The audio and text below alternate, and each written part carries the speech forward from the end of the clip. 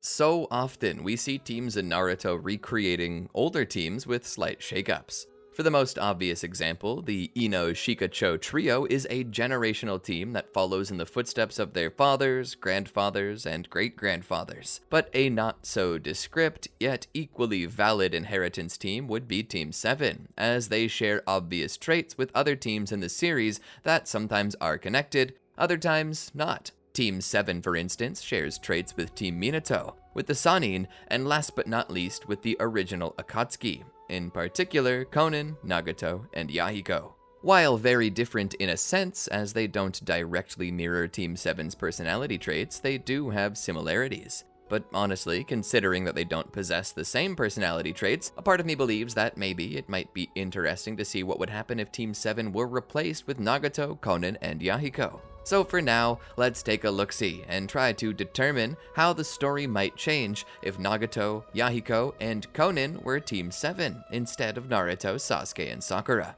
Welcome to the Amagi. Only 25% of our viewers are subscribed, so if you're a fan of the video, please like and double check if you are subscribed. And with that out of the way, let's get into the video. Kakashi walked down the hall. When he'd received this notice from Hiruzen that he was to guide a team of his own, he wondered what could be so special about them. Kakashi had tried to take many others under his wing for a while, but they never really fit. But now, Hiruzen was involved. The nature of the students he would teach, he didn't know. All he knew was that Hiruzen wanted to make Kakashi their teacher. His words were vague and indirect, as if giving advice. Yet his expression was slightly tinged with the undertone of command, as if his words were a farce to cover the harsh truth that he was actually ordering this from Kakashi. And so, as he left the room, Kakashi read the lines between the lines and assumed that, for better or worse, whoever was behind the door of the classroom he was headed to would be his students, whether he wanted them to be or not. And so, as he got to the door, he looked down at the handle which he would push to slide the door open, and sighed.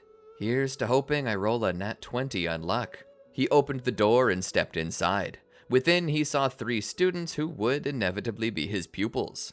One had a deep crimson hair, the next lavender, and finally, the most expressive of the group possessed a vibrant neon orange.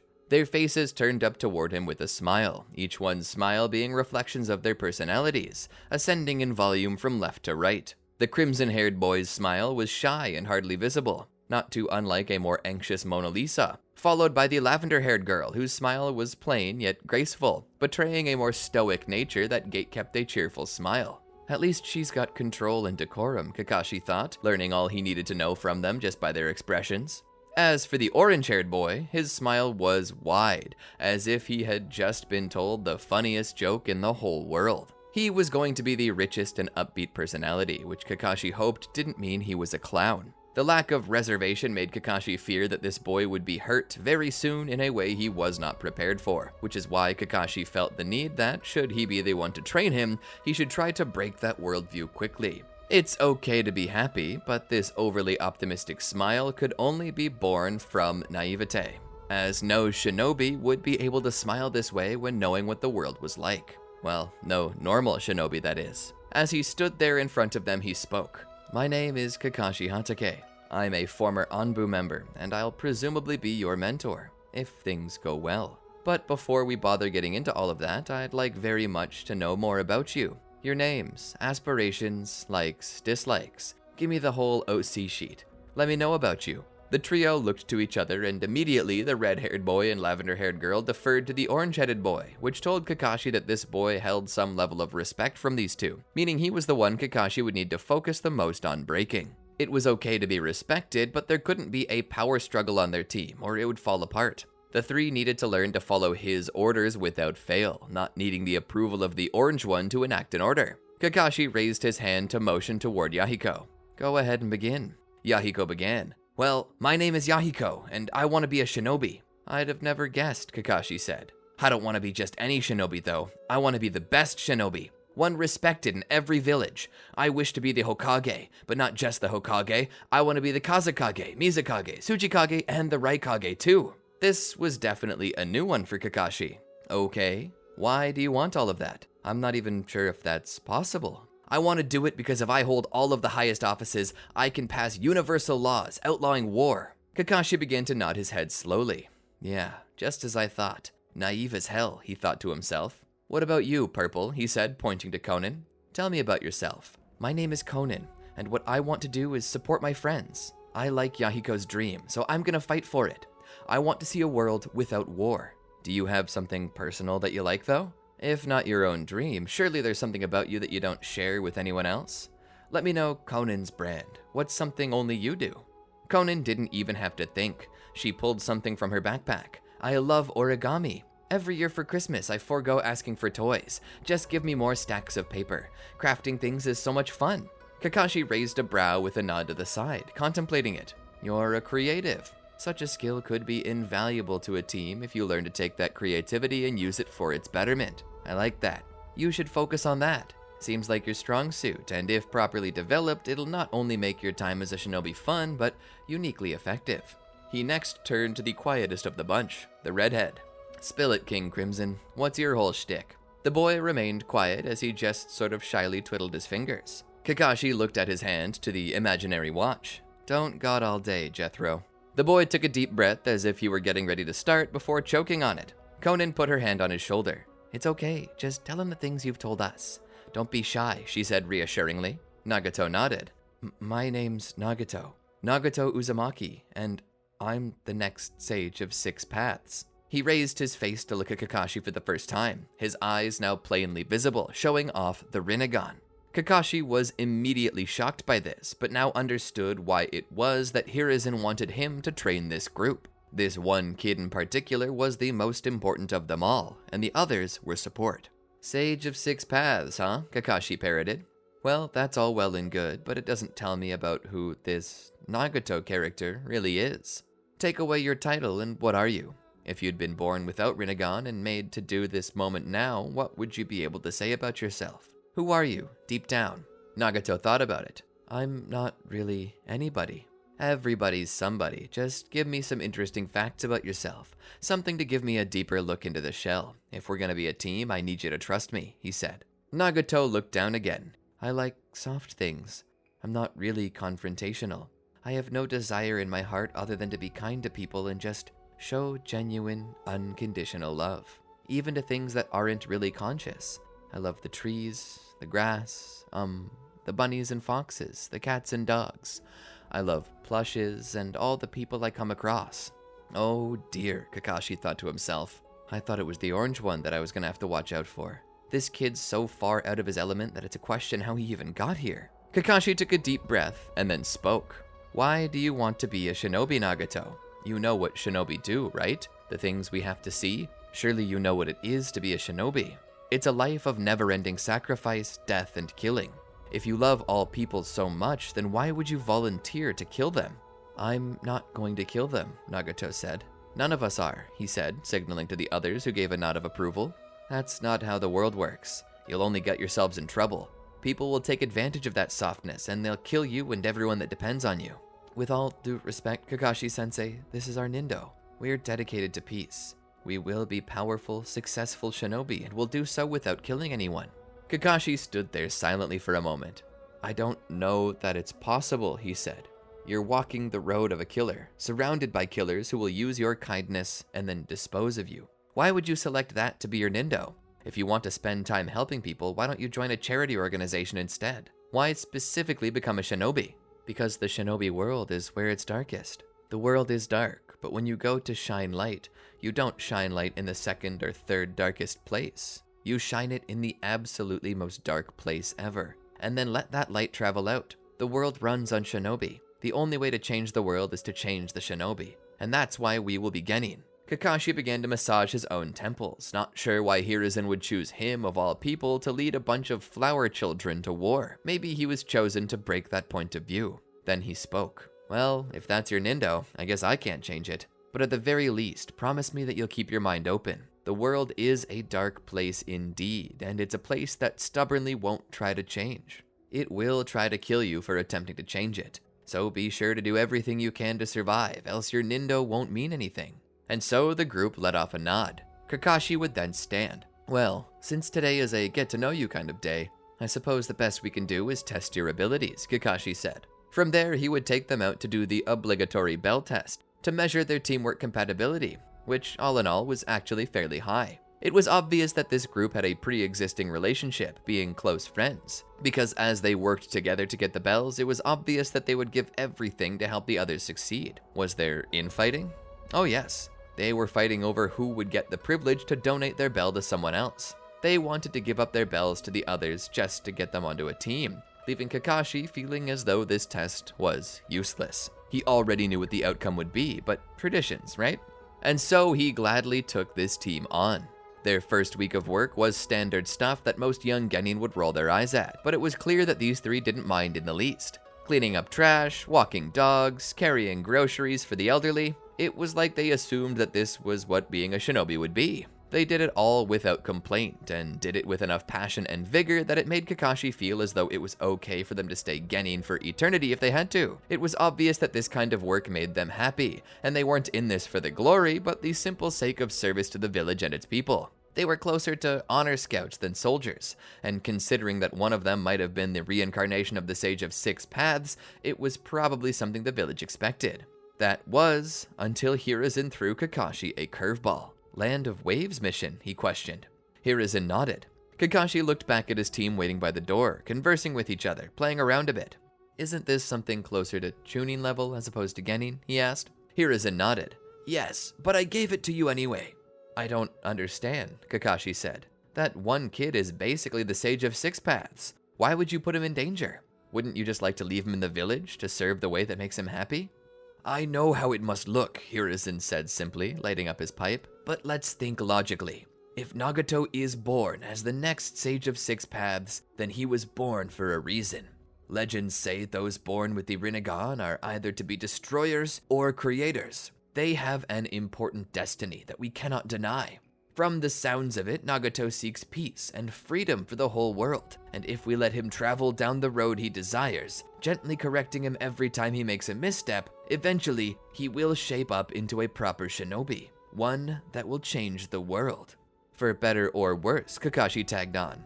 I guess that's your job then, Hiruzen said. Make sure it's for better. You're the one I trust most with this, Kakashi. There's hardly one who understands the world and the paths they'll be forced to walk better than you.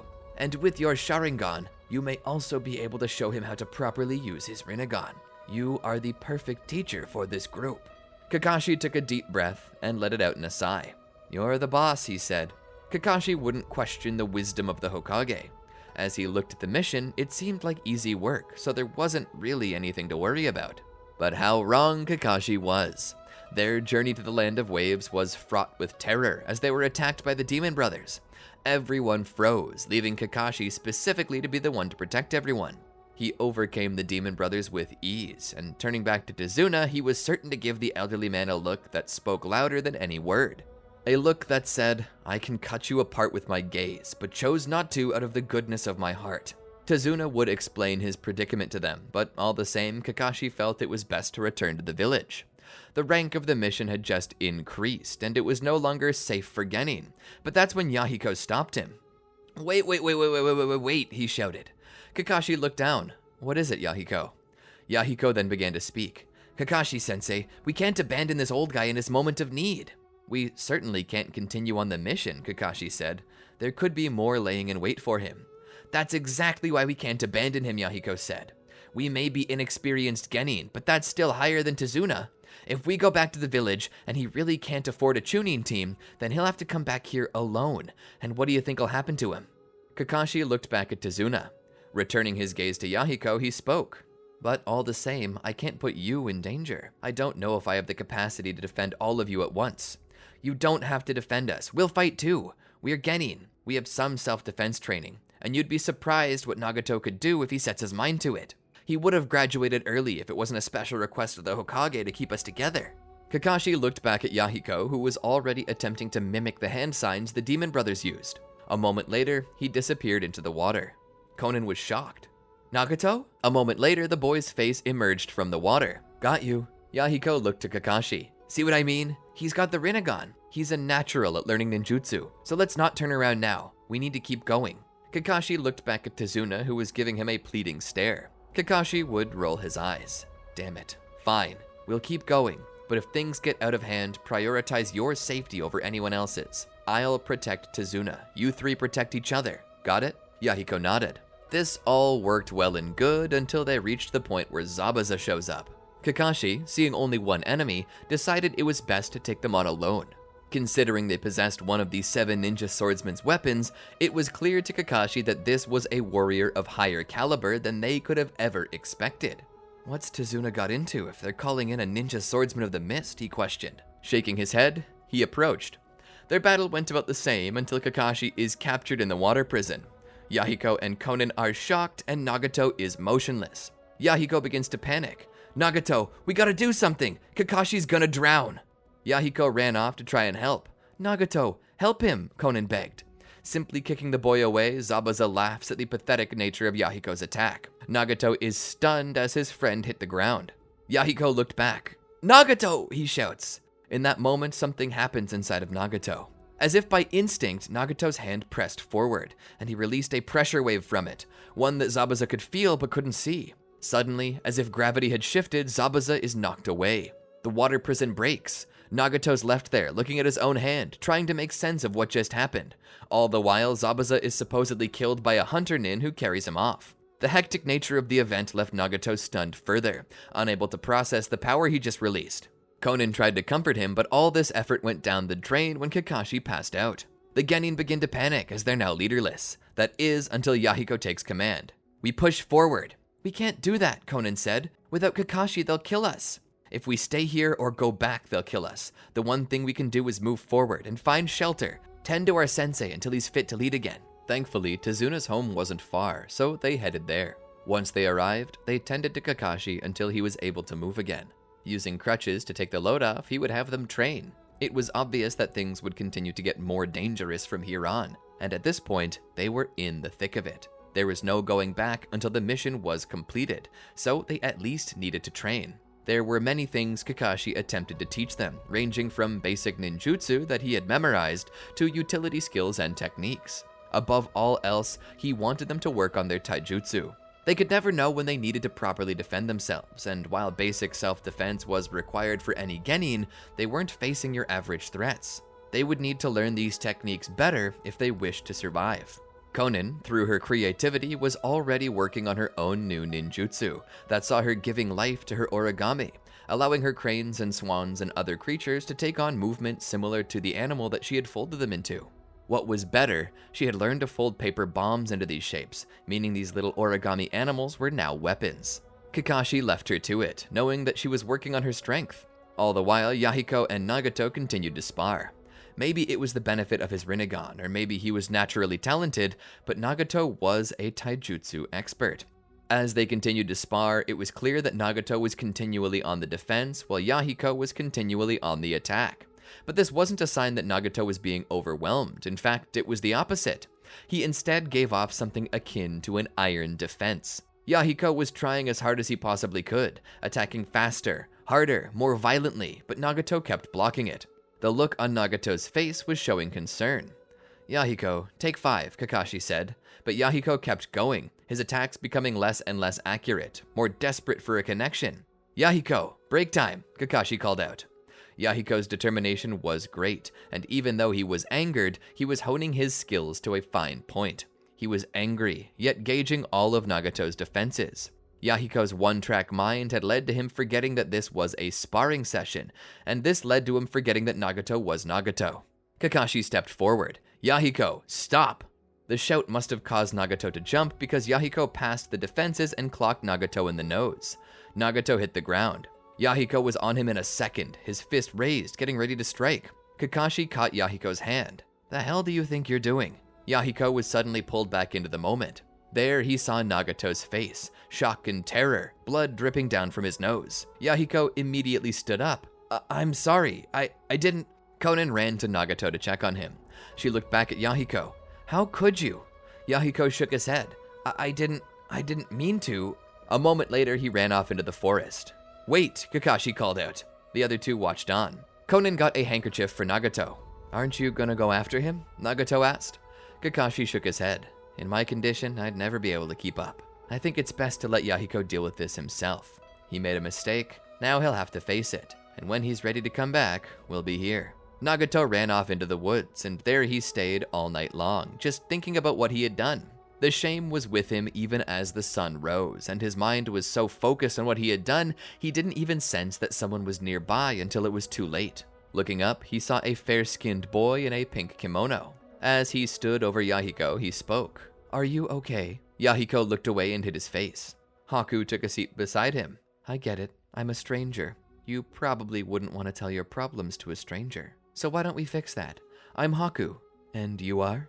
"Yahiko," he said through his knees, barely audible. "It's a pleasure to meet you, Yahiko. Now would you like to tell me what the issue is?" "Why do you care?" Yahiko asked. "Why wouldn't I?" "Because it doesn't involve you," Yahiko said. Haku shrugged. "You're right, but it involves you. And you're currently moping about it in my presence, so I think it involves me by proxy." Yahiko was silent for a moment. Haku, tired of waiting, got up and prepared to leave. "Well, if you're not going to tell me about it, I hurt him," Yahiko said, cutting Haku off.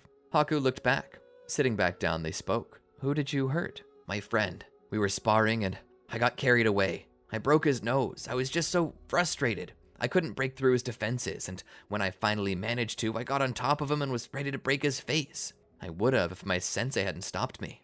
Haku let out a sigh. "That sounds pretty rough," Haku said. "Did you mean to hurt him?"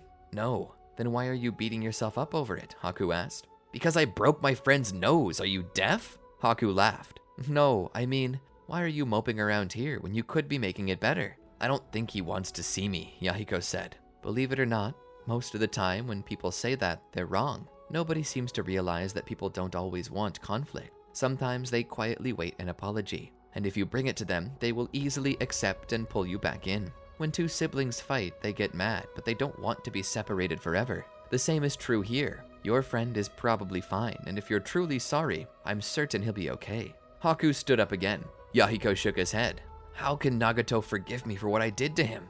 "Because you're human, and you make mistakes. You act like this is a predicament nobody's ever been through before. At this point, it's cliche. Just cut to the best part of the story and go make up with your friend."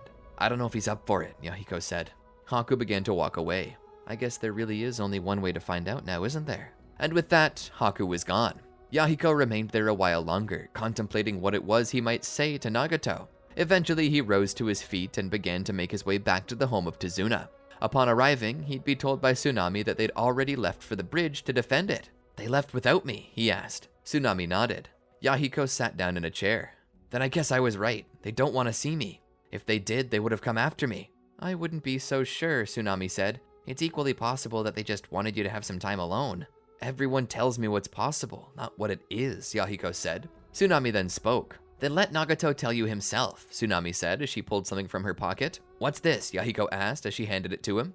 "It appears to be a short but sweet letter to you." Yahiko took it and began to read it. "I hope you come back soon," it said.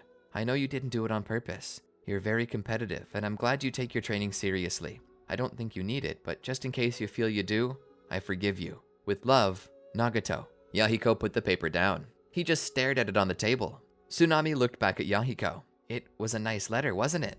Yahiko stood again and began making his way to the door. "Where are you going?" she asked. "To the bridge. I want to tell him I'm sorry in person." And so, Yahiko ran off toward the bridge. All the while, Tsunami smiled. Kids are always so sweet. Yahiko ran as fast as he could to the bridge. He expected them just to be sitting around when he got there, but was surprised to see a battle. Drawing closer, he saw Kakashi facing Zabuza, and Nagato facing the Hunter Nin from earlier, surrounded by what looked like mirrors. In the distance, Gato and his men were landing on the bridge. Yahiko saw Konan attempting to defend Tazuna by herself. The moment she saw Yahiko, she called out to him. "Help Nagato," she said. Yahiko, without a second thought, jumped into the dome of mirrors. Within, he could see reflections of the Hunter Nin everywhere. The reflections were throwing Senbon at them. Nagato looked back for a moment. "Yahiko." "Nagato, I know this isn't a good time, but I want to tell you I'm sorry." "I already forgave you. You don't have to apologize." "I do," Yahiko said. "I think we have bigger things to worry about, Yahiko," he said as he kept defending against Senbon. "I'm sorry. I can't concentrate until I apologize. It's killing me what I did to you. I didn't mean to." "It's okay, Yahiko. We've always been family and will always be family, regardless of if you punch me or not. I'm never going away." Just as he said that, a Senbon pierced Nagato's iron defense and tagged him in the back of the knee. Nagato fell forward. "Nagato," Yahiko said. Now trying to defend himself and Nagato, Yahiko began to understand the limits of his abilities. He simply wasn't as skilled as Nagato. Nagato was the one with the Rinnegan, the one the world needed. Yahiko's dreams were grand, but their importance came second to Nagato's divinely appointed destiny. There was only one thing Yahiko could think to do to save Nagato's life, and that was to throw himself on top of Nagato. As his body covered his friends, the Senbon came in and struck Yahiko. Nagato looked up with shock at his friend who took the shots for him. "Yahiko, what are you doing?" Yahiko smiled. "I'm saving my best friend's life." Coughing blood, Yahiko fell to the side. Nagato sat up and rolled Yahiko over. There were no signs of life. "Yahiko! Yahiko!" Nagato cried. Konan let out a shrill scream. As Nagato looked down at Yahiko, he looked up toward Haku. In that moment, it was as if he were having an out-of-body experience. His mouth began screaming, cursing, threatening Haku. All the while, his mind had no idea what was actually happening. It was as if he were watching this in third person. And that's because, maybe in some way, he was. Behind him, smashing through the ice mirrors, the Geto statue appeared. In his wrath, Nagato had summoned it. Connecting to him by chakra rods through his back, it roared to life, smashing through the remaining mirrors, sending Haku flying. This drew the attention of all who were on the bridge, and many onlookers from beyond. Feeling as though his life force were being sucked from his body, Nagato looked down at Yahiko and ventured into his heart to say that it would be okay to die like this, for Yahiko's sake. The Geto statue opened its mouth, and from within, the wraith-like form of many dragons appeared. These dragons rushed through the air in all directions. With his Sharingan, Kakashi could tell that these were dangerous. Calling out to Konan and Tazuna, he commanded them to get down. The dragons came down from the air, the first passing through Haku, who immediately fell to the ground, lifeless. The rest of the dragons began to descend upon the bridge, devouring also Zabuza, leaving his body cold and soulless. As they continued to circle overhead like a typhoon of death, they set out for Gato and his men. The people screamed, attempting to get back to their boats as their bodies systematically began to drop. The dragons were merciless though. They had their targets and they wouldn't stop until they finished what they set out to do. The entire boat and all the people in the water, Gato included, were devoured by the dragons that promptly returned to the Geto statue's mouth. In the span of but a few moments, the entire battle had come to an end, and the Geto statue became motionless. Kakashi, rising back to his feet, saw the carnage and spoke. "Is this the true power of the Rinnegan?" he wondered. Looking back at Nagato, he ran over to the boy. Nagato was unconscious. With his hands, he quickly snapped the bars holding Nagato to the statue. Konan ran over, filled with fear. "Are they?" Kakashi began to check. No, Nagato is alive. And Yahiko, he checked again. "It's weak, but I hear breathing. They're in critical condition." Kakashi sat up. "We need a doctor." And that's where I'm gonna pause it for now. I hope this has you hooked. I actually really enjoyed telling this story, but there's so much more to tell. I hope you'll all stick around for it. The similarities between the groups of shinobi isn't lost on me, but even if they're similar, the Ame orphans are vastly different from Team 7, and I can only imagine how this will work moving forward. I hope you'll be there with me. If you enjoyed the story, let me know in the comments below, and tell me the things you'd like to see in the next part. Feel free to drop more ideas if you have any as well. I'm always looking for the next story with potential. Don't forget to like, subscribe, and ring the bell to be notified when more videos like this one drop. And while you're waiting, be sure to check out these other great videos from our channel. I bet you'll enjoy them. Anyway, until next time, peace out.